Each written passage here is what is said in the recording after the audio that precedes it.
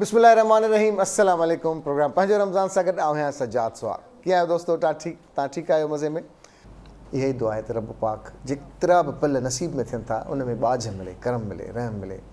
हू सतुर आहे, सतार आहे, हू तव्हां असांजो हू ॾेह जो ॾातार आहे, हू रहम कंदो।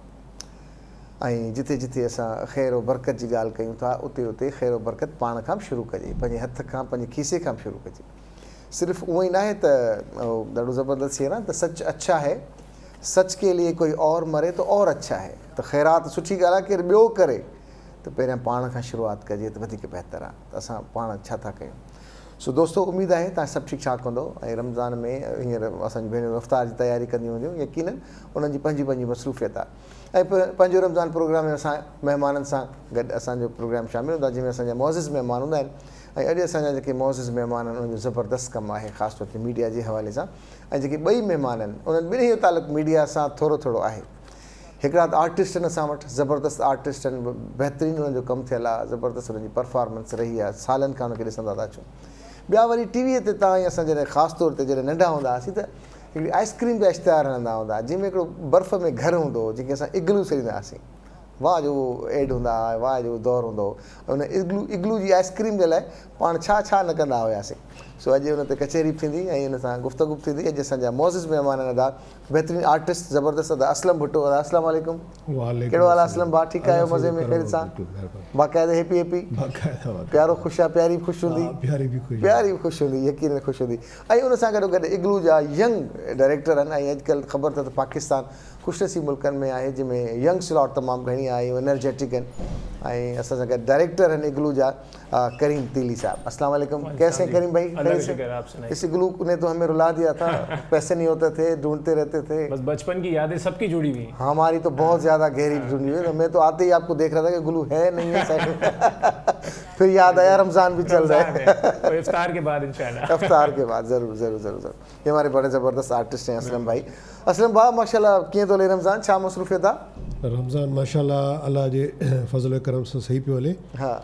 ऐं मसरूफ़ियात अॼुकल्ह थोरी थोरी आहे टीवी चैनल जे हिसाब सां, घणी घणी आहे सोशल मीडिया जे हिसाब सां। घणी वरी सोशल मीडिया ते अच्छा। यूट्यूब चैनल आहे, उन ते काफ़ी बिज़ी आहियां। मुंहिंजो पंहिंजो चैनल आहे सोजरे जे नाले सां, माशाल्लाह उन ते शॉर्ट फिल्म्स वग़ैरह रखंदो आहियां। हा। बाक़ी टिकटॉक हे हो ज़िंदगी खे इंजॉय कयूं पिया। असां पहिरियां सोचियोसीं त टिकटॉक रुॻो नौजवाननि जो कमु आहे, पर ॾिसोसीं त वाक़ई जवाननि जो बि कमु आहे। सिर्फ़ु नौजवाननि जो कमु न आहे, जवाननि जो बि कमु आहे। सही था चओ, सही था चओ। टिकटॉक एक्चुअली तव्हांखे जेको ज़िंदा थो रखे। हा, एंटरटेनमेंट आहे। हा, एंटरटेनमेंट आहे हिकिड़े क़िस्म जी। यानी तव्हां ईअं सम्झो त तव्हां हर वक़्तु जेको आहे सो फार्म में हूंदो। हा, 30 सेकंडनि में कुझु थी सघे थो। हा, कुझु बि थी सघे थो। इहा वॾी ॻाल्हि आहे त तव्हां 30 सेकंड में तव्हां सभु कुझु चई वञो। रिस्पॉन्स सुठो मिलियो आहे, तमामु घणो, व्यूअरशिप घणी मिली आहे, तमामु घणी, एक्स्ट्रा ऑर्डिनरी। मुंहिंजी त हिकिड़ी वीडियो आहे आपा मुमताज़ कंवर सां, उहा 9.5 लाख उनखे लाइक्स मिलिया आहिनि। यानी 1 मिलियन ते पुॼण वारी आहे। 1 मिलियन ते? 1 मिलियन ते। ज़बरदस्त। इग्लू जो हाणे इश्तिहार तव्हांखे मिलंदो, तव्हां अगर 1 मिलियन है तो भाई क्या और क्या चाहिए। इंशाल्लाह। करीम भाई कैसे हैं आप? खैरियत से? ठीक ठाक। यंग एज में डायरेक्टर या? बिल्कुल 10 साल हो गए। यंग लग रहा हूँ माशाल्लाह। थैंक यू जी। अच्छा, 10 साल? 10 साल से लगे हुए हैं। और इग्लू आपने सुना ही होगा, जाना पहचाना नाम, पुराना पहली पाकिस्तानी आइसक्रीम कंपनी जिन्होंने आइसक्रीम बनाने शुरू किया। और फिर बाद में मल्टीनेशनल्स का दौर आया तो उनके ब्रांड्स आने स्टार्ट हो गए। बट अल्हम्दुलिल्लाह हम अपने स्पेस में अभी भी खड़े हैं, बरकरार हैं। कस्टमर की प्यार और मोहब्बत की वजह से आज भी हम जिंदा हैं। नहीं, इग्लू वो वाहिद ब्रांड है जिसका नाम, मतलब बच्चे पैदा होते थे, थोड़े बड़े होते थे, हम तो इग्लू की लालच देके हमें बहुत सारे काम करने पड़ते। सबकी यादें जुड़ी हुई हैं। हाँ बेटा, फला काम करके अब इग्लू मिलेगा। तो मतलब ये है कि बहुत खुशी है इस ब्रांड के साथ काम करने के लिए। और साथ में ये भी है कि जज्बा भी है, क्योंकि पाकिस्तानी ब्रांड है और हम सब पाकिस्तानी हैं। तो हम तो ये चाहते हैं ना कि अपना ब्रांड, अपने मुल्क को आगे जिस तरह से हम प्रमोट कर सकें हम करें। सही बात है। तो ये बड़ी खुशी की बात है कि हमें इस कंपनी के हिस्सा हैं। तो आज माशाल्लाह टीम भी हमारी इसलिए आई है यहाँ पे साथ के सपोर्ट करने के लिए। सेल्फिश टीम है आपकी यहाँ। सेल्फी अपनी सेल्फियां बना रहे हैं, मैं देख रहा हूँ उनको, भले भाई होस्ट भी पीछे हो, भले कैमरे के पीछे हो, लेकिन अच्छी टीम है, टीम के साथ ही चला जाता है ना, टीम के साथ ही चला जाता है। तो फिर यकीन करेंगे कोई भी कारोबार चलाने के लिए, बिजनेस को आगे बढ़ाने के लिए आपके पास अच्छी टीम होनी चाहिए, अच्छे लोग होने चाहिए, और अच्छी टीम आपके साथ हो तो फिर आपके मतलब बेड़ा पार हो जाता है। अच्छा, एक तो मेहनत करनी पड़ती है ब्रांड बनाने के, नाम बनाने के।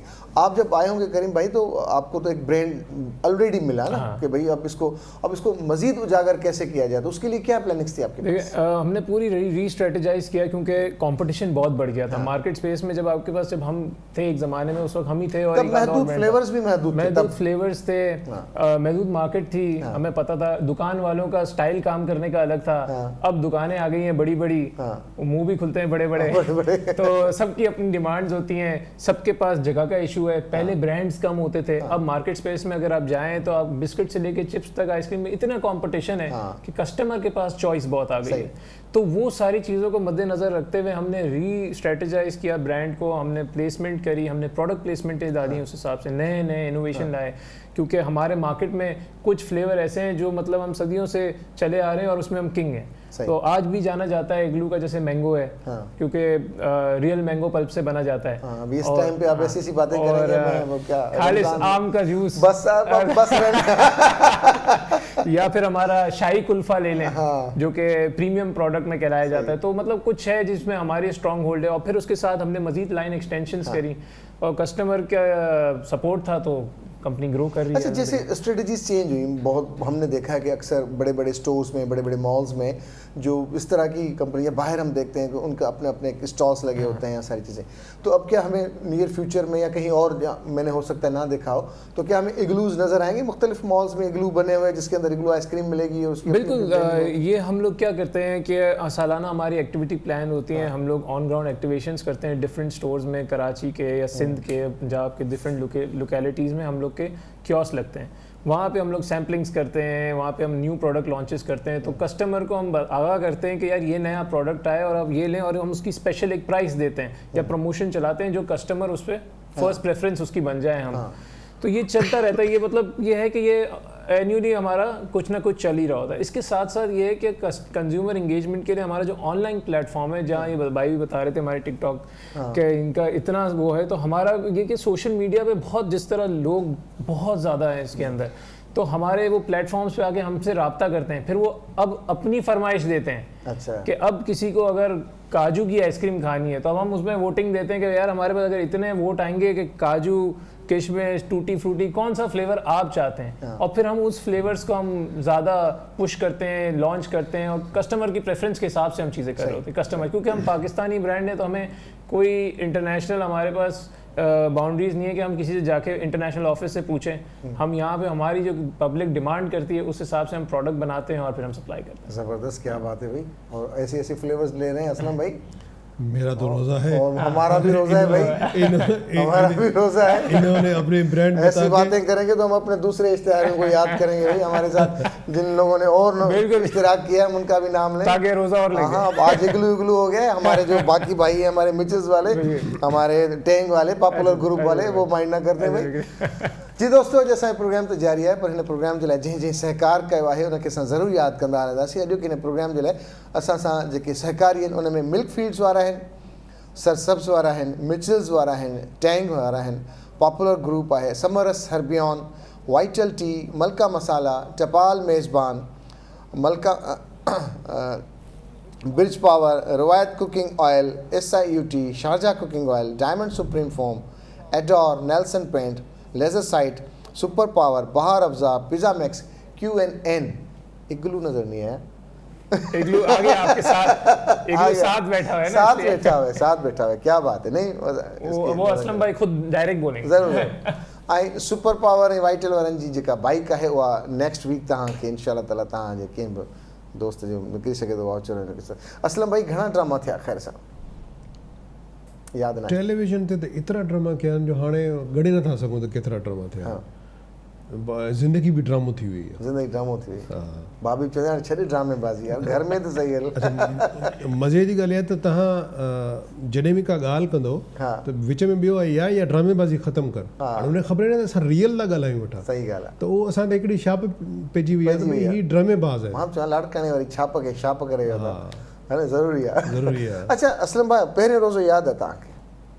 आहे त पुराणी ॻाल्हि पर काफ़ी नंढो हुयो उस तरह, ऐं मूंखे यादि आहे त उहो मां रखी न सघियो हुउमि। मां रोज़ो मूंखे मुंहिंजी वालदा भंजरायो हो त किथे थी न पवे, थी न पियसि, जज़्बाती हो असांजो वाक़िया त। नंढा हुयासीं। हा नंढो जज़्बाती न सही, न मां रखंदुमि पूरो रखंदुमि, रखी न सघियो, कोन रखी सघियो, न रखी सघियो। पोइ उन खां पोइ भला पहिरियों रोज़ो पूरो कॾहिं रखियो? न पोइ त वरी जेको आहे सो हलियल आहे, हलाल आहे, अॼु ताईं हलाल आहे। कहिड़े नाले सां मशहूरु आहे? सोजरो जे नाले सां? सोजरो आईनो ड्रामो हुयो मरहूम समीर साहिब जो, तव्हांजे शहर जो, सो असांजे उस्तादनि में हुयो। उहो आईनो सीरियल हो, आगा रफ़ीक साहिबु लिखियो हो, ऐं तंहिं ज़माने में यूनिवर्सिटी जा शागिर्द ॾाढा एग्रेसिव हूंदा हुआ, त उन एग्रेसिव पॉइंट ऑफ व्यू खां हुन ड्रामो लिखियो, जंहिं ते हुन वीचारे खे मार बि मिली, ऐं उहो 7वीं क़िस्त में ड्रामो ख़तमु कयो वियो। छो त शागिर्दनि चयो त असांजा जेके तव्हां सही असांजा जेके तव्हां मूमेंट्स ॾेखारियो था, इहे न ॾेखारियो। अच्छा, जेको कंदा हॉस्टलनि में, कंदा जेके यूनिवर्सिटियुनि में हिकु दौर हूंदो हो शागिर्दनि जो। क्या बात है। कॉलर है न सगन। अस्सलाम वालेकुम। वालेकुम सलाम। I love you too you. Thank you Sajjad भाई। I love you too you. वाह वाह, thank you, same to you. Aslam साहब तो खबर नहीं किथे घुमा अज ज़ाहिर जैन कसम एतरे वक्त का पोइ नंढो होसि तॾहिं ॾिठो अॼु वॾो थी वियो, हाणे मुंहिंजो औलाद थी वियो, हाणे ॾिठो अथमि वरी। तव्हां नंढा हो त ॾिठो, हाणे वॾा थी विया हो त अञा ओड़ो ई आहे असलम भाई। यकीन कयो मिर्ज़ा साहब था लॻनि। साईं दुबई का चश्मा किचन ईरानी चांहि अलाए छा छा। ॿियो भाउ मुंहिंजो जेको आहे न इकलू वारो मलक साहब जेको। जी जी जी जी, करीम साहब, करीम तीली साहब। हा साईं, बिल्कुलु बिल्कुलु। असां जेको आहे न तमामु नंढे हूंदे इकलू त जाम खाधीसीं।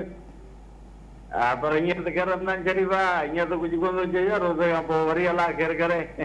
हा रोज़े खां पोइ वरी इकलू खाए बि ज़रूरु। असलम भाउ हाणे कहिड़ा हाल आहिनि? मां ठीकु आहियां, तव्हां ॿुधायो सभु खे लॻो पियो आहे?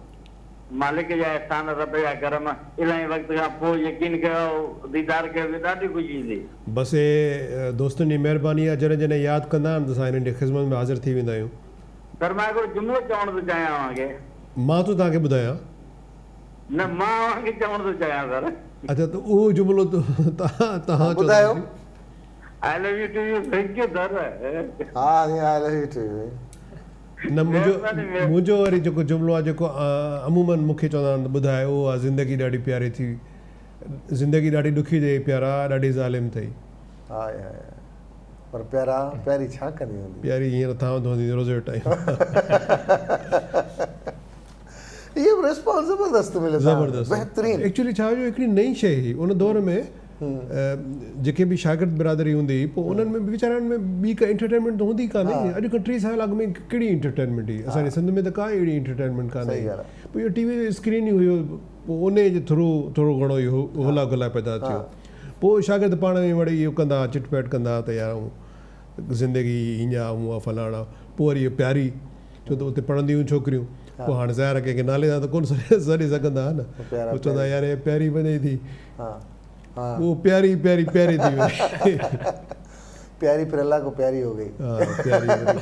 अच्छा करीम भाई, माशाल्लाह से आपके इतना ज़बरदस्त ब्रांड है, तो आपने इसको लोकल रखा, इंटरनेशनल क्यों नहीं किया?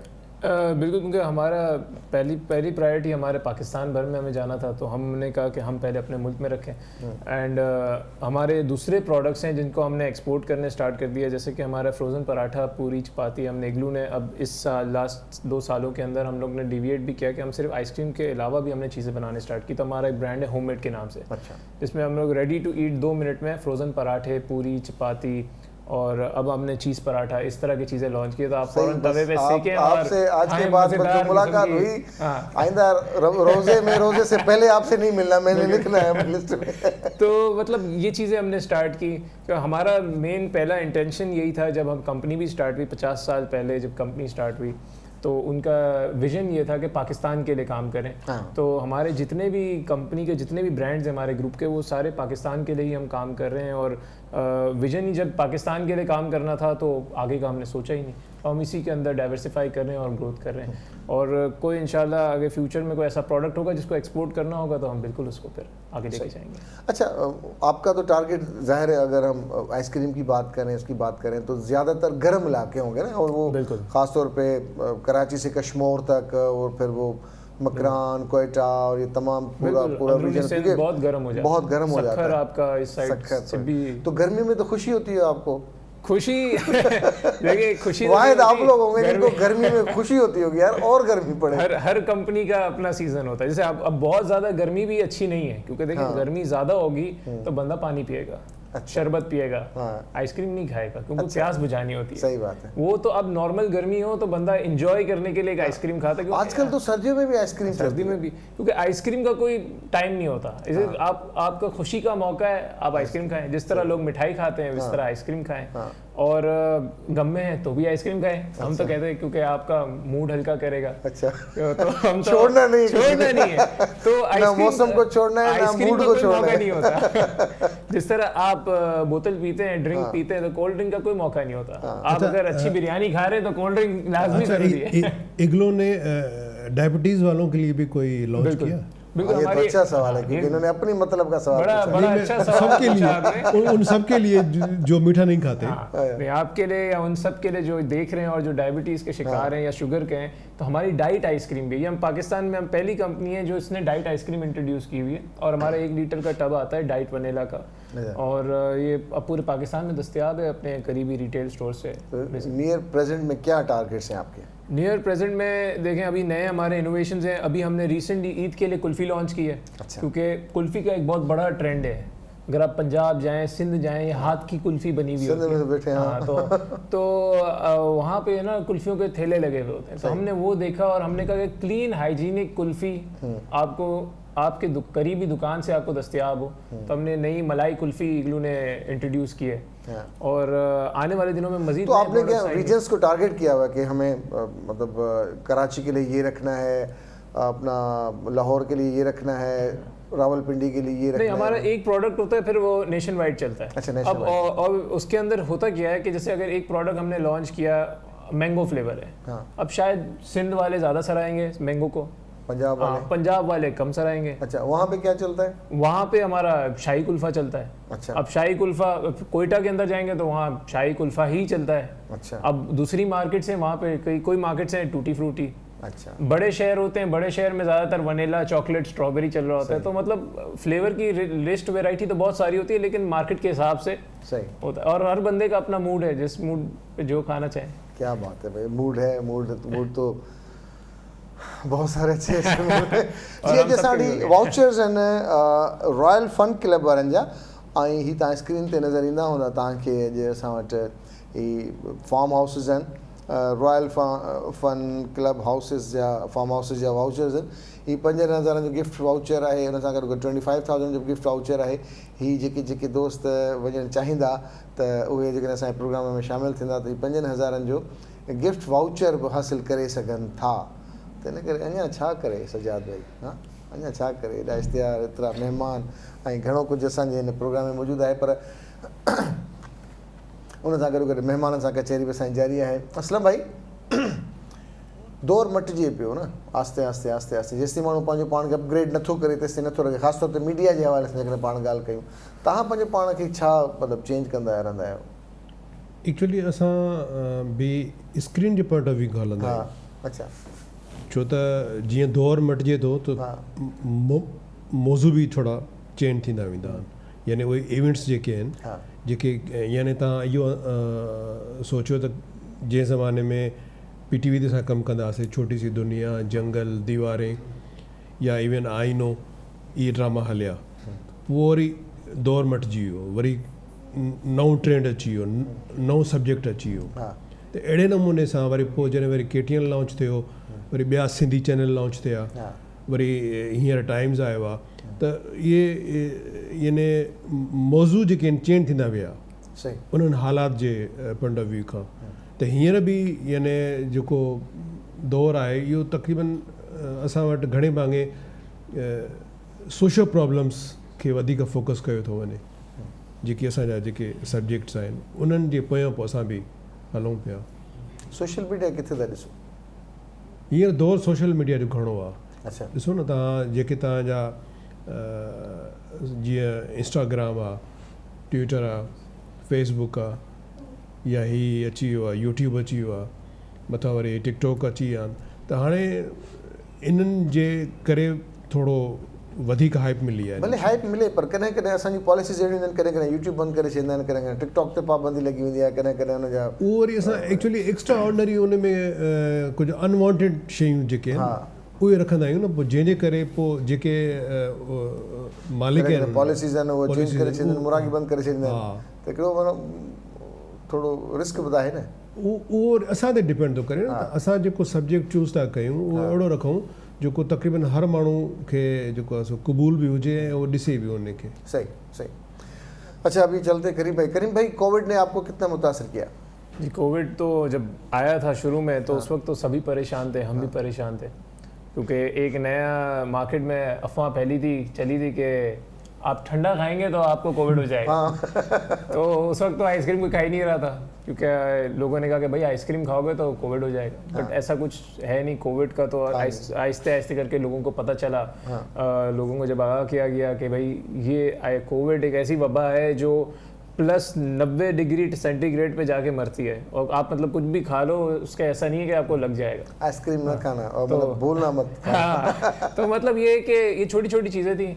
कोविड के दौरान दुकानें बंद हो गई, सब चीज़ लॉकडाउन जो हमारा था, स्मार्ट लॉकडाउन या चाहे प्रॉपर लॉकडाउन, उसमें बहुत ज़्यादा प्रॉब्लम्स आई, क्योंकि दुकान तक कस्टमर नहीं पहुंच पा रहा था। पहले तो बेसिक अशिया है कि चीनी, आटा, दाल, रोटी, पहले बंदा वो तो ले ले, फिर उसके बाद अपनी ये लेगा, क्योंकि हम तो एक तरह से लग्जरी आइटम है ना। सही। तो वो चीज़ों को हम सेट करते करते हमें 6-8 महीने लगे, लेकिन अल्हम्दुलिल्लाह उसके बाद चीज़ें सब स्ट्रीमलाइन हो गई। हमारा तब, क्योंकि हम ऐसा प्रोडक्ट है कि हम खुशी में ज़्यादा खाए जाते हैं, एन्जॉयमेंट के लिए, रिलैक्स टाइम में वो हमारे प्रोडक्ट ज़्यादा कंज्यूम होता है। तो जब आपकी ईद, त्यौहार, शादियाँ वादियाँ सब ख़त्म हो गई, तो ऑटोमेटिकली कंजम्पशन लो हो गई।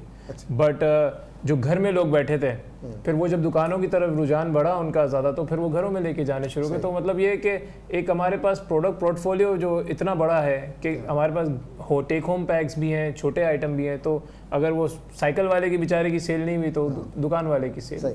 तो इससे सपोर्ट बैलेंस हमारा वो चला कोविड। नहीं तो आपको क्या पाकिस्तान में जहाँ पे देखें दो तरह की खुशी और गम है ना, एक तो खुशी है कि लाइट आ गई, दूसरी जो गम है वो लाइट चली गई। तो एक तो ये पाकिस्तान का सबसे बड़ा मसला, सबसे बड़ा अलमिया ये, जिस मुल्क में बिजली, पानी, गैस नहीं है, हमें 24 घंटे आइसक्रीम जमा के कस्टमर को पहुँचानी है। तो उस तरह उसके लिए क्या करना पड़ता है? इसके लिए हमारे पास एक बहुत बड़ी टीम है, बहुत बड़ा सेटअप लगा हुआ है, खुद के पावर हाउसेज हैं, खुद बिजली जनरेट करते हैं, गैस से बिजली जनरेट होती है, कोल्ड रूम्स को 24 घंटे चला के रखना पड़ता है, क्योंकि हमारी कोशिश ये होती है कि जो आप 20 रुपए का या 10 रुपए की जो आप आइसक्रीम खरीद रहे हो, वो आप जब खरीदो तो आपके हाथ में प्रॉपर वन शेप में आए।